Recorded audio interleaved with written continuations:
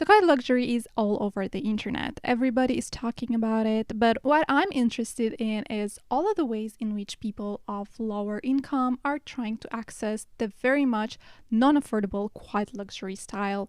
And more specifically, this will be with thrifting and vintage shopping, and on the totally opposite end of the spectrum, Shein old money knockoffs. I mean, people are Googling nonstop how to achieve the quiet luxury look, and unfortunately, articles telling us to buy $1,000 t-shirts from the row are not very helpful. As we'll see, people are also getting very creative in achieving the quiet luxury look as cheaply as possible. So let's find out how exactly they are doing it. So there is quiet luxury, stealth wealth, and old money. Those three terms are usually used interchangeably because they are so similar, but they have a few differences between them. Quiet luxury, I believe, is the new trendy term that people are using, mainly because of two events that happened in the last month: Sophia Richie's wedding and season 4 of Succession coming out. I am still on season 2, so if anybody sends me spoilers in the comments, friendship will be over. So Succession is a TV series about rich people being obnoxious and unlikable, and because we're eternally doomed to be obsessed with discussing celebrities and rich people, I guess we're gonna continue to watch it. There's a particular scene where a bag becomes the obvious giveaway that a character is not coming from old money, the ludicrously capacious bag, as Tom calls it.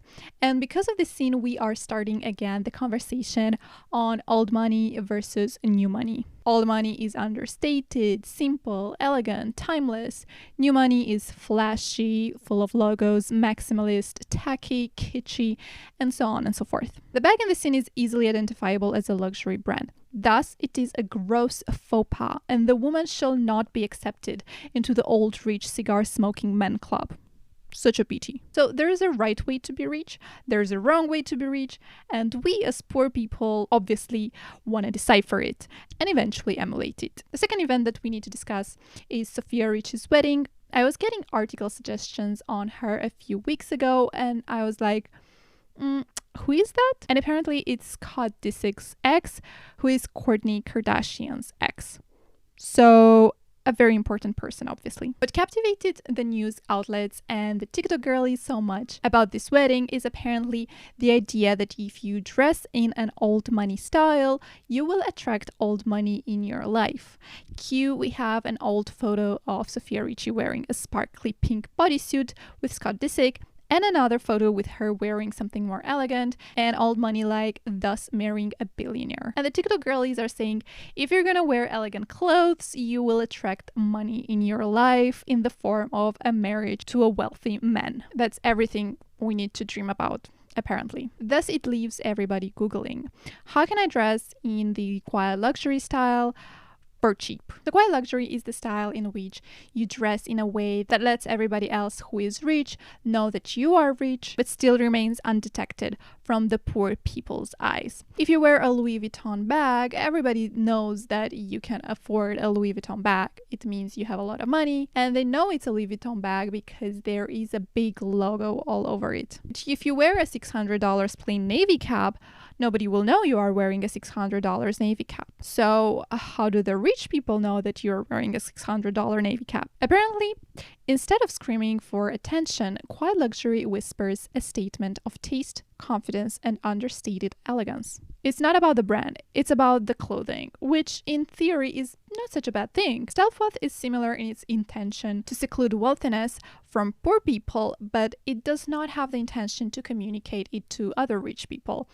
Think Mark Zuckerberg and Bill Gates. Style is as simple and as boring as possible. Although Mark's t-shirts do cost $600 as well, apparently it costs a lot of money to look this boring. And the old money apparently is not only about the clothes, it's also about the values and traditions. The logos are allowed, but they should be small, apparently. Old money does not try so hard to hide the wealth. They just use different status symbols like pearls and horse riding wear, I guess. So I hope I made the differences between these three a bit more clear. Honestly, they are all pretty much interchangeable. At this point, the media outlets are also using them interchangeably, so it's not like you're expected to write a 3-page essay on how they are different. You can chill. Quiet luxury is basically old money aesthetic repackaged, in my opinion, so that we have something new to discuss. So let's discuss it. Yeah. So everybody wants to dress in the quiet luxury style now. We have a tendency to think that having money equals to a minimalistic style and pretending to have money equals to a maximalist style. Although if you look at any room in Versailles, I believe the French royalty will beg to differ. Maximalist and minimalist trends come and go, and they're linked to how much money supposedly you have. I believe is also just a trend. In an attempt to recreate the quiet luxury look on a budget, which to me sounds like an oxymoron. Just seeing TikTok videos titled "A Budget, a Quiet Luxury" creates such a cognitive dissonance in my head. So the idea is to shop quiet luxury designs, but at cheap brands. So the main quiet luxury brands are the Roberto Cucinelli, or Piana, obviously very expensive, high quality, simple design. Now some TikTok girlies are recommending budget-friendly, quiet luxury brands in which you won't pay $5,000 for a bag, but instead only pay $500. But honestly, most of us don't even have $500 to spend on a bag. So the comments are, as expected, affordable to who? I wish this was affordable to me. And so Shein has the magical solution to it. What does Shein do? Correct. Create a quiet luxury page on their website on which you too can look like you have money with just $4.99. Although in theory, the quiet luxury concept says to promote good things like buying less, better quality, and more responsible buying habits, at the end of the day, the big corporations are treating it just like any other trend, selling you the same clothes just under a new tag. And as this tweet says, sorry, but you will not Shein shop your way into quiet luxury or old money lifestyle. Give it up. You all sound absolutely lost. We are having blazers, minimalist plain tops, monochromatic outfits, beige outfits, a bit of fake plastic satin that's gonna rip in 1 second just from you looking at it, a bit of ill-fitted blazer in a material awful to the touch, and a few summer dresses sewn in sweatshops. Yay! Consumers are very hard to have their shopping habits changed. And if you suddenly say that navy blue blazers are fashionable, they're not going to buy a 1001 from the road just because it's trendy. They will Google cheap navy blue blazers. And I believe it is one thing when people who can afford quality brands are choosing instead to buy from Shein, H&M, and Zara and do hauls every week. And another thing is people who genuinely cannot afford shopping at all of these big and expensive brands. Their budget is not going to change just because of a trend. Shein is good at following trends because Shein is good at copying. I mean, they have a full branch of people just scouting the internet for small indie creators and artisans so that they have something to copy. Posts calling them out are endless. There is a whole Instagram page, as you know it, most probably dedicated to catch the plagiarism, called Diet Prada, which today have kind of strayed away from it a bit and turned more into a gossip column. But I mean, a girl gotta hustle, so I understand that. A big reason on why fast fashion companies like Shein go unpunished is because in the US, there is no legislation protecting fashion creatives from plagiarism. Pretty cool, right? So honestly, you can go and copy anything you like on the internet in terms of fashion, outsource its production to overseas in horrible conditions, sell it for as dirt cheap as possible, and you have a perfect business model in this capitalist society that we live in. Isn't that lovely? Copying is nothing new under the sun. I mean, knockoff bags are and will be circulating because people want to pretend like they have a lot of money, even if they don't. A big part about the quiet luxury aesthetic and why it became so popular even among rich people is because it is difficult to replicate it. Yes, you can create a plastic intertwined double C logo, stick it on a bag, and pretend to be the newest Chanel ambassador, but rich people are not wearing that anymore. What are they wearing? Good quality clothes without logos, and that is a lot harder to replicate. Sure, you can go on Shein and buy that black blazer, but the fabric is going to feel cheap. There will be loose threads sticking out. The bad tailoring will make it uncomfortable, and you will be noticed immediately for not being one of them. But nowadays, we don't have knockoffs. No. In today's age, we have dupes. Dupe stands for duplicate, I guess, and it's basically supposed to mean a cheaper brand that is supposed to have a similar product to a much more expensive one. It mainly started in the beauty community, providing cheaper alternatives for popular products that would offer the same effect and quality. But it quickly transgressed in the fashion community and obviously became a meme because it's TikTok. Come on, everything is bound to become a meme at some point. And although for beauty products it makes sense for dupes to exist and to be functional, because at the end of the day, if it has the same functionality, some people may not care so much about the packaging.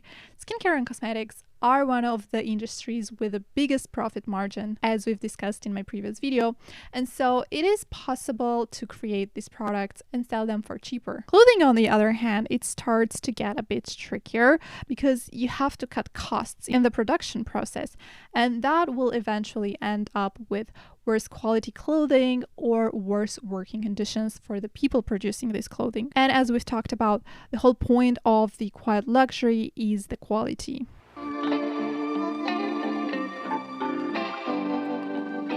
And another way that people trick their way into the quiet luxury aesthetic is through thrifting and vintage clothing. Old money has a vintage aesthetic to it. We see blazers and vests and tailored pants, and quiet luxury also has a timeless design to it. If you look at a quiet luxury black dress, you can't really tell which decade it belongs to. People have been wearing it in the 60s, 70s, 80s, 90s, 2000s, 2010s, and today. And so thrifting and wearing vintage clothing is a more sustainable way to access a style that is unaffordable. I believe when dressing with vintage clothes, to achieve that quiet luxury look, you have to go for designs that, as I've said, you can't really tell which decade they are from. I mean, both these dresses were worn in the 80s, but one of them you could wear today and nobody would even know it's vintage, and the other one looks like it comes from your grandma's closet, which, to be honest, I love my grandma's closet. I would wear any of those clothes in a bit, but I understand that it may not be everybody's style. Not a lot of people want to go for that look. At the same time, vintage clothing tends to be a lot better quality compared to nowadays clothing of the same price.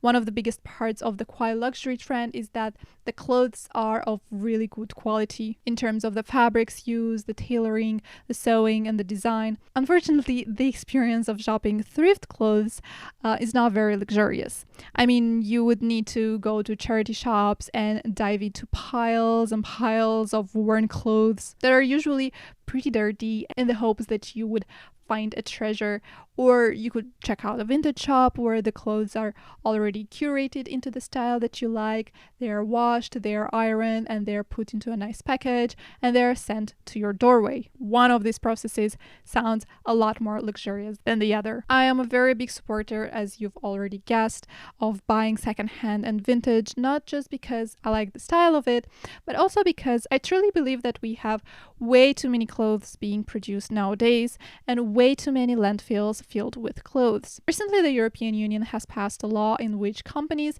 would be prohibited the destruction of unsold clothes. But it's still unclear if that just means that the companies would have to continue doing it overseas. I mean, it's a good step forward, but honestly, European Union has kind of a reputation of just closing their eyes to all of the nefarious things if they happen somewhere else. This is why I also opened up a vintage shop, because living in Paris and seeing so many beautiful vintage clothes at the risk of being thrown away is just heartbreaking to me. All of these trends, I believe, will come and go, but one thing that should stick from the quiet luxury trend is the idea of wearing high quality and well-fitted clothes that we enjoy wearing and re-wearing.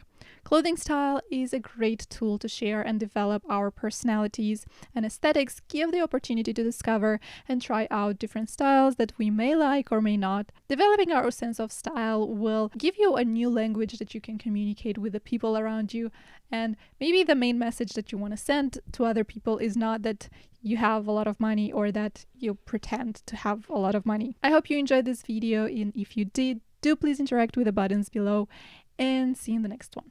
Bye!